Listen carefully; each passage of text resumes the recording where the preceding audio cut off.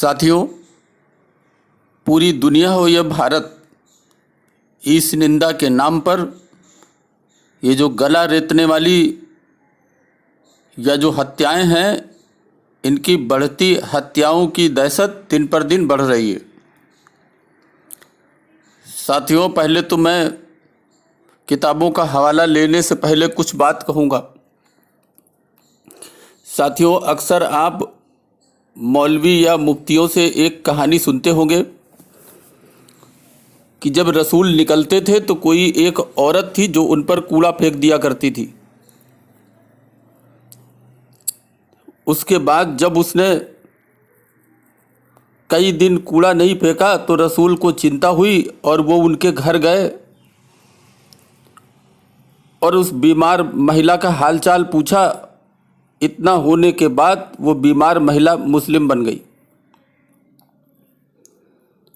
साथियों, ये कहानी आप अक्सर सुनते होंगे।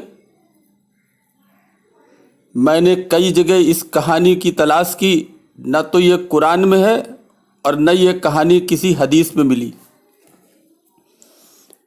आप ये कह सकते हैं कि ये बनी बनाई बनावटी कहानी लोगों को सुनाई जाती है।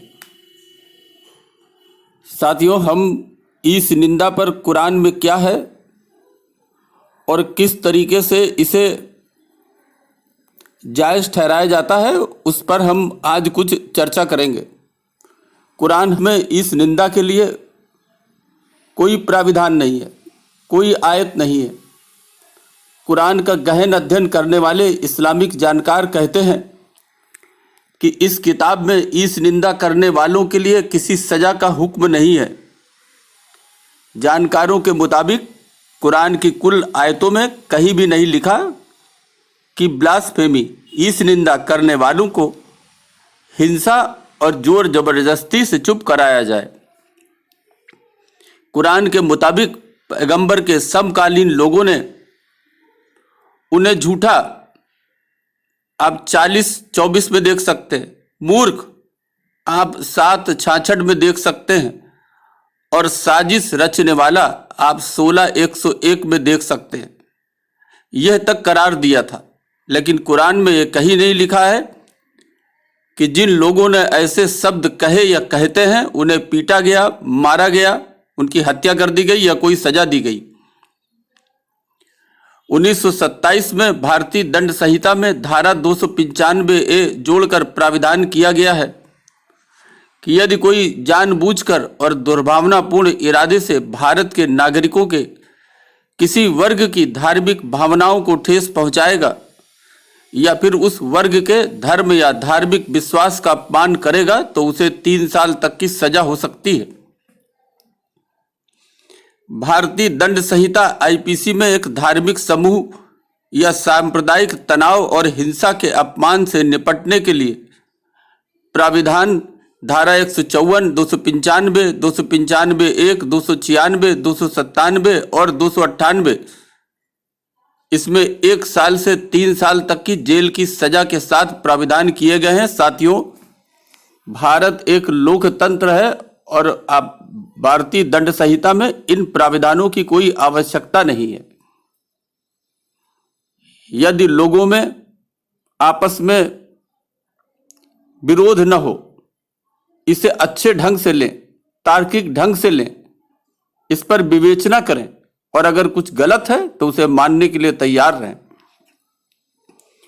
साथियों, इस्लामिक न्यायशास्त्र में मौत सहित कई तरह की सजाएं दी गई हैं जो हदीसों का साहित्य है, उन्हीं स्रोतों से इनको लिया गया है।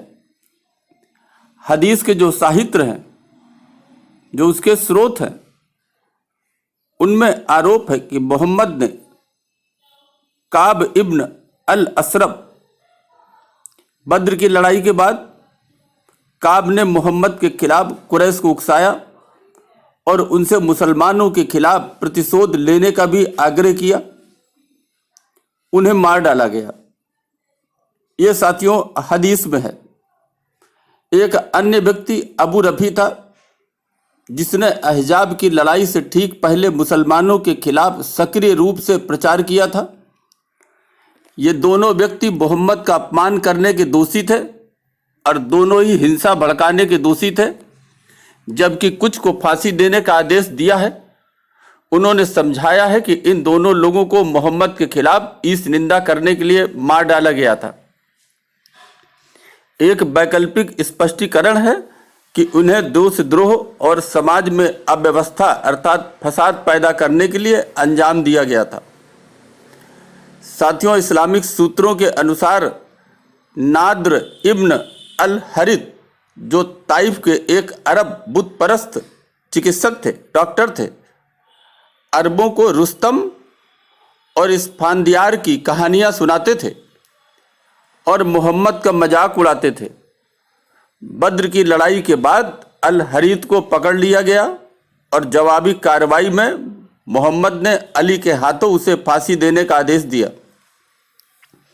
कुछ हदीसों के अनुसार मक्का के पतन के बाद मोहम्मद ने कई दुश्मनों को मार डालने का आदेश दिया।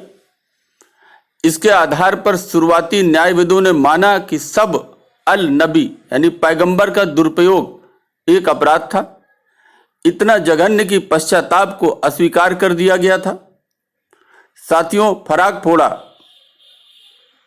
फराज फौदा भी, जिनको कहते हैं, 1946 से 9 जून 1992 इनकी अवधि है। मिस्र के एक प्रमुख प्रोफेसर, लेखक, स्तंभकार और मानवाधिकार कार्यकर्ता थे। अल अजहर विश्वविद्यालयों में मौलवियों की एक समिति उल्मा, इनके द्वारा इस निंदा का आरोप लगाए जाने के बाद 9 जून 1992 को इस्लामी समूह अल गामा अल इस्लामिया के सदस्यों द्वारा उनकी हत्या कर दी गई थी।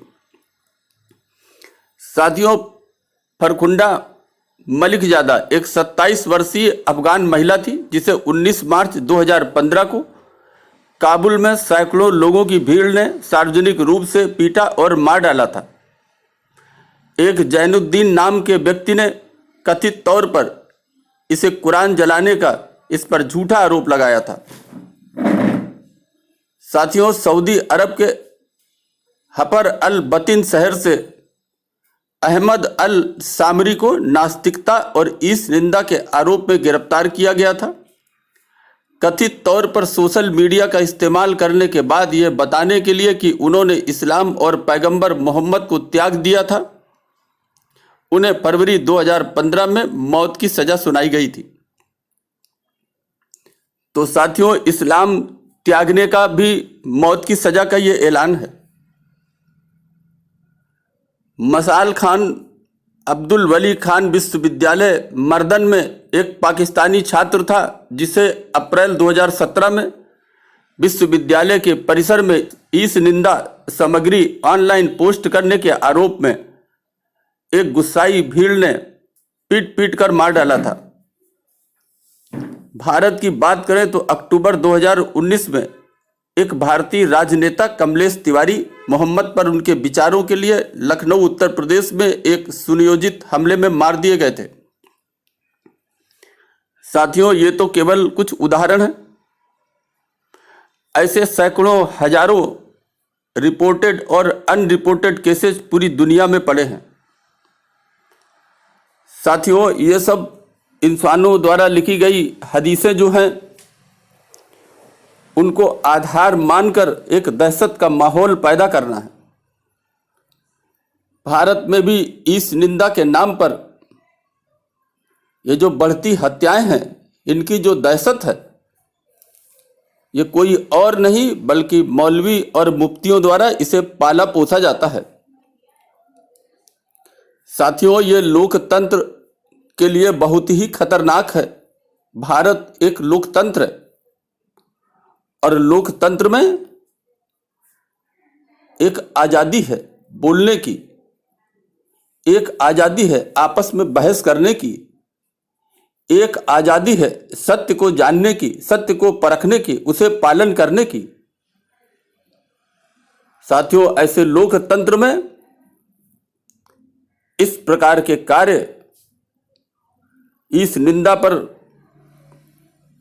गले रेतने, हत्या करने, इस तरह के माहौल से दहशत पैदा करना, किसी भी तरीके से जायज़ नहीं है, इसे रोका जाना चाहिए। अभी के लिए बस इतना ही, धन्यवाद।